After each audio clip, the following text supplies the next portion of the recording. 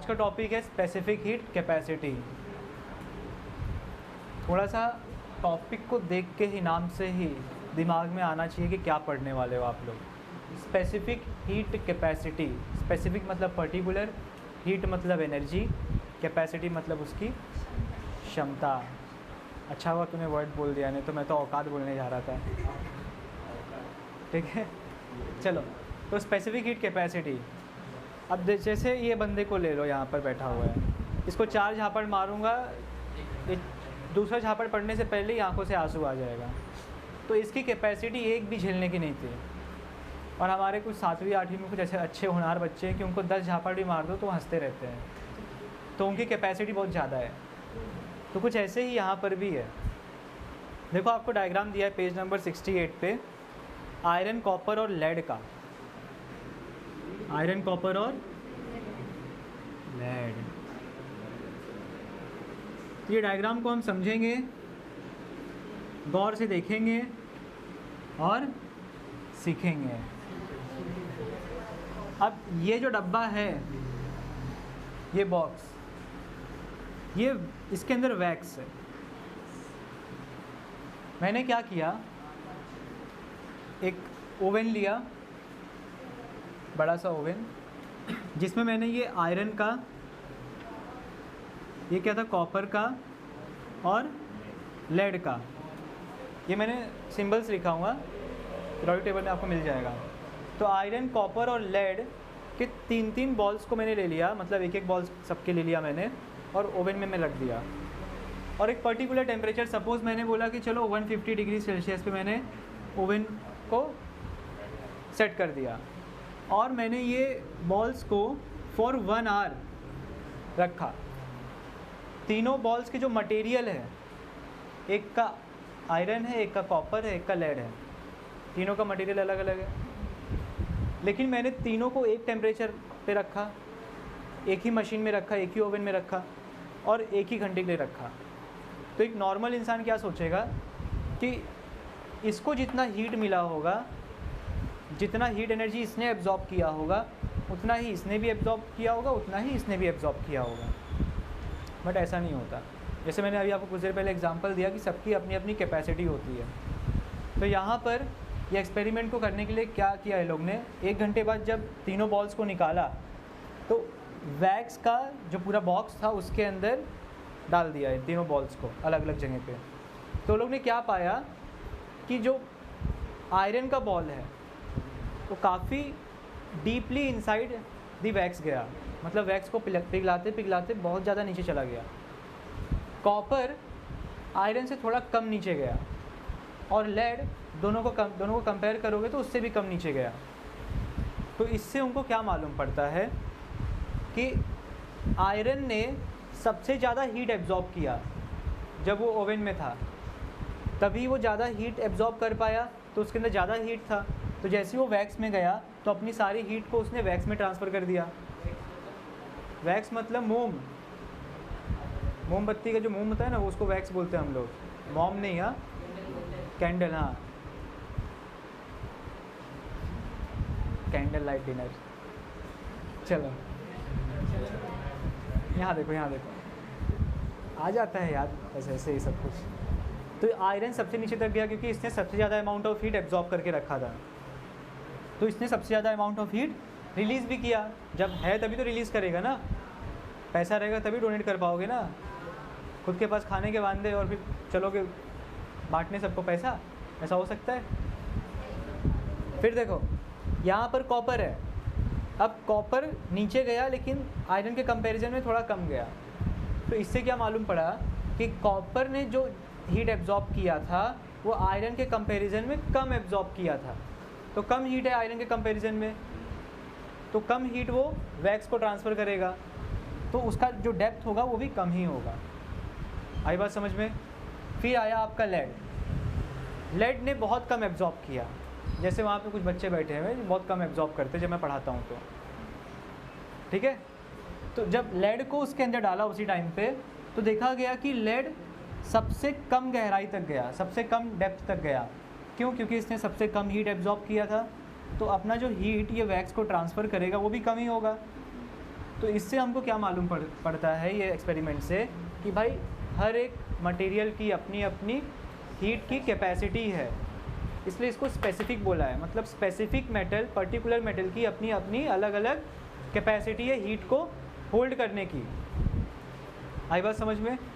तो अभी इसका डेफिनेशन आपकी बुक में क्या दिया है, यूनिट मास ऑफ मेटल, मतलब 1 kg 1 kg of metal, 1 kg of metal या मटेरियल, कोई भी मटेरियल हो, वो कितना हीट एब्जॉर्ब करता है इन यूनिट टाइम, उसको हम क्या बोलते हैं, स्पेसिफिक हीट कैपेसिटी। 1 किलो कोई भी मटेरियल कितना हीट एब्जॉर्ब करता है यूनिट टाइम में, ताकि उसका टेम्परेचर 1 डिग्री सेल्सियस बढ़ सके। ये मेटल है मेरे पास, उसका टेम्परेचर अगर सपोज कर लो 25 डिग्री सेल्सियस है, मुझे 26 पे पहुंचाना है, तो ये 25 से 26 पे जाने के लिए ज़्यादा हीट लेगा। आयरन, सपोज आयरन ने लिया कितना, सपोज कि 1 किलो कैलोरी ऑफ हीट लिया, सपोज एग्जांपल ले रहा हूँ। कॉपर उससे थोड़ा कम लेगा।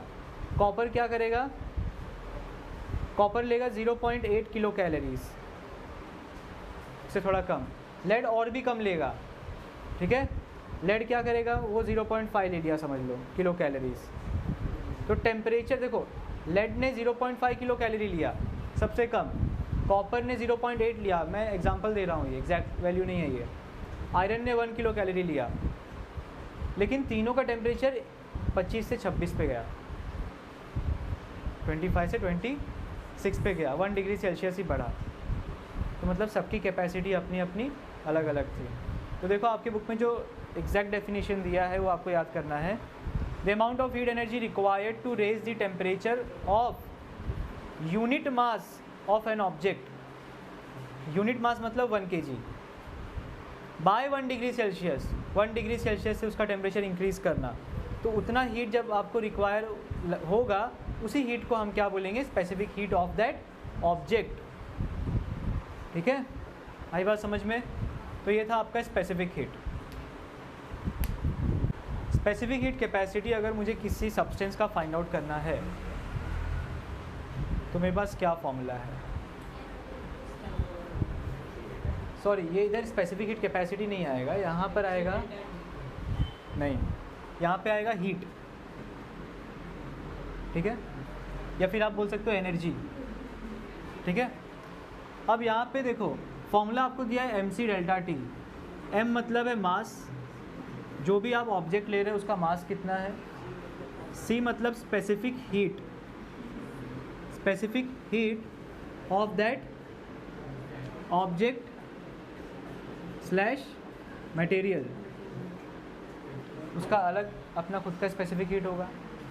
डेल्टा टी, अभी आप ये बताओ, जैसे मैंने आपको एग्जांपल दिया तो 25 डिग्री सेल्सियस से 26 डिग्री सेल्सियस तक वो जाता है, तो इसमें चेंज इन टेम्परेचर क्या होगा, T2 माइनस T1, इसको मैं लिख दे रहा हूँ change in temperature short form में। तो यहाँ पे T2 क्या है आपका, फाइनल टेम्परेचर जो बाद में आपको मिला वो क्या है 26। T1 क्या है, इनिशियल टेम्परेचर जो शुरुआत में था वो कितना है 25, कितना हो जाएगा 1। तो यहाँ पे अगर मैं ये टेम्परेचर रेंज लूँगा तो मुझे डेल्टा T1 आएगा। तो यहाँ पे आपने टेम्परेचर इंक्रीज़ किया, मतलब आपने हीट दिया है, आपने एनर्जी दिया है वो ऑब्जेक्ट को, ठीक है। सपोज़ अगर मास इसका 1 आ गया, सपोज़ अगर मैंने एक सब्सटेंस ले लिया जिसका मास 1 है, जिसका स्पेसिफिक हीट कैपेसिटी भी 1 है, ठीक है। मास मैंने 1 kg लिया, स्पेसिफिक हीट कैपेसिटी भी 1 लिया, और डेल्टा टी जो है वो भी 1 डिग्री सेल्सियस, तो ये 1 किलो कैलोरी हो जाएगा। जो उसने एनर्जी एब्जॉर्ब किया वो कितना हो जाएगा, 1 किलो कैलोरी। अभी यहाँ पे एक छोटा सा क्लिक देखो, अगर यही मैं बोलूँ कोई एक ऑब्जेक्ट है जो कि 30 डिग्री सेल्सियस पर है और मैं उसको लेके आ रहा हूँ 25 डिग्री सेल्सियस पे, तो यहाँ पे आपका T2 क्या हो जाएगा 25, T1 क्या हो जाएगा 30, अब देखो T2 आपका छोटा है यहाँ पे, है ना, तो 25 माइनस 30 करोगे आप, -5 आएगा, समझो यहाँ पे अभी। तो अब अगर मैं वही ऑब्जेक्ट लूँ 1 kg का, जिसका स्पेसिफिक हीट कैपेसिटी भी 1 है, तो यहाँ पे क्या आ जाएगा, energy equals to 1 into delta T क्या है, -5। तो इन शॉर्ट आपका आंसर क्या होगा, -5 किलो कैलोरीज। अब ये माइनस में क्यों है, मतलब समझो, यहाँ पे आपने हीट उसको दिया था, उसने हीट एब्जॉर्ब किया था अपने अंदर ऑब्जेक्ट ने, तो मैं बोल सकता हूँ हीट एब्जॉर्ब है ये ए बी। यहाँ पर इसने हीट रिलीज़ किया, टेम्परेचर कम हो रहा है ना, मैंने बताया था टेम्परेचर कम होने के टाइम पे हीट बाहर आता है, तो नेगेटिव मतलब वो हीट बाहर निकल रहा है। आपने एंडोथर्मिक एक्सोथर्मिक में पढ़ा होगा, एक्सोथर्मिक रिएक्शन में हम लोग नेगेटिव से डिनोट करते हैं हीट को, और एंडो में जब हम लोग हीट देते हैं तो उसको पॉजिटिव से डिनोट करते हैं। सेम यहाँ पर भी कॉन्सेप्ट है, ठीक है, इसे नोट डाउन कर लो चाहिए तो। आते हैं हम लोग अभी हीट एक्सचेंज पे। तो सबसे पहले तो इसमें 2 ऑब्जेक्ट मैं लेता हूँ, ऑब्जेक्ट ए और ऑब्जेक्ट बी, ठीक है। सपोज़ ये जो ऑब्जेक्ट है हॉट है और ये ऑब्जेक्ट जो है कूल है या कोल्ड बोल सकते हो, ठीक है। और ये ऑब्जेक्ट को मैंने एक इंसुलेशन में डाल दिया, इंसुलेशन में मतलब इस इंसुलेशन को हम लोग बोलते हैं कैलोरीमीटर। क्या बोलते हैं, कैलोरीमीटर, ये इंसुलेशन को। अब ये इंसुलेशन मैंने क्यों किया आपको आगे पता चलेगा। ये हॉट ऑब्जेक्ट है, ये कोल्ड ऑब्जेक्ट है। सपोज़ मैंने दोनों को टच करा दिया किसी ज़रिए से, या फिर दोनों को आगे से टच कर दिया, मैंने चिपका दिया, रुको यार। तो इसमें होगा क्या, ये जो हॉट ऑब्जेक्ट है ए अपने हीट को ट्रांसफ़र करेगा ऑब्जेक्ट बी में, ये अपने हीट को ट्रांसफ़र करेगा, तो इसका टेम्परेचर क्या होगा, कम, ये टेम्परेचर लूज़ करेगा, एनर्जी लूज़ करेगा, और ये टेम्परेचर गेन करेगा और एनर्जी भी गेन करेगा। लेकिन यहाँ पर सिर्फ ये ऑब्जेक्ट अपना टेम्परेचर और एनर्जी गेन नहीं करेगा, ये जो आपका कैलोरीमीटर है, इसका जो अंदर का सरफेस है, यहाँ पर भी तो हीट जाएगा, डब्बे के सरफेस पे भी तो हीट लगेगा, तो थोड़ा बहुत हीट जो आपका कैलोरीमीटर है ये भी एब्जॉर्ब करेगा। सारे हीट तो ये एब्जॉर्ब नहीं कर सकता, सही बात। अब इसको मैंने इंसुलेटेड क्यों बनाया, इसको इंसुलेटेड रखने का कारण ये है कि जितना भी हीट है सब ये डब्बे के अंदर रहे, तभी इसको मैंने इंसुलेट कर दिया। तो यहाँ बाहर आपका हीट रिलीज़ नहीं हो सकता, बाहर हीट नहीं जाएगा। थर्मस में क्या होता है, थर्मस में हीट बाहर जाता है नहीं, तभी तो आपकी गर्म चीज़ गर्म ही रहती है, ठंडी चीज़ ठंडी रहती है उसमें। तो यहाँ पर हीट एक्सचेंज किसके और किसके बीच में हो रहा है, between A B and calorimeter. बस यही है आपका हीट एक्सचेंज का प्रोसेस, और कुछ नहीं है। और इसका एक फॉर्मूला है, छोटा सा, बहुत सिंपल सा नाजुक सा फॉर्मूला है, ठीक है, देख लो जरा। Heat lost by hot object is equal to heat gained by cold object plus heat gained by calorimeter. तो जो इसका हीट जो ये रिलीज़ करेगा वो किसके बराबर होगा, कोल्ड ऑब्जेक्ट जो हीट गेन करेगा, और जो कैलोरीमीटर है वो जो हीट गेन करेगा, उसको ऐड कर दोगे तो ये ऑब्जेक्ट ने जितना हीट रिलीज़ किया वो आपको मालूम पड़ जाएगा। बस हीट एक्सचेंज यही प्रोसेस है। और एक बार डेफिनेशन देख लेते हैं क्या दिया है।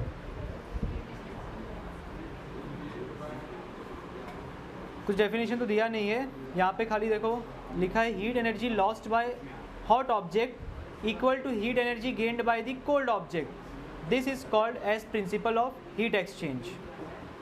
बस ख़त्म, और कुछ नहीं है। और देखो आपको एक और चीज़ दिया है, Q से डिनोट किया है, यहाँ पे जो हीट है उनको Q से डिनोट किया गया है। अब ये Q जो है और जो हीट का फॉर्मूला है जो हमने पढ़ा था MC डेल्टा T, और भी एक फॉर्मूला और आएगा आपको, वो सब हम पढ़ेंगे जब हम लोग न्यूमेरिकल सॉल्व करने वाले रहेंगे। तो आज आपका चैप्टर यहीं पे एंड होता है, समाप्त हो गया। सिर्फ न्यूमेरिकल्स बचे हैं इस चैप्टर के अब।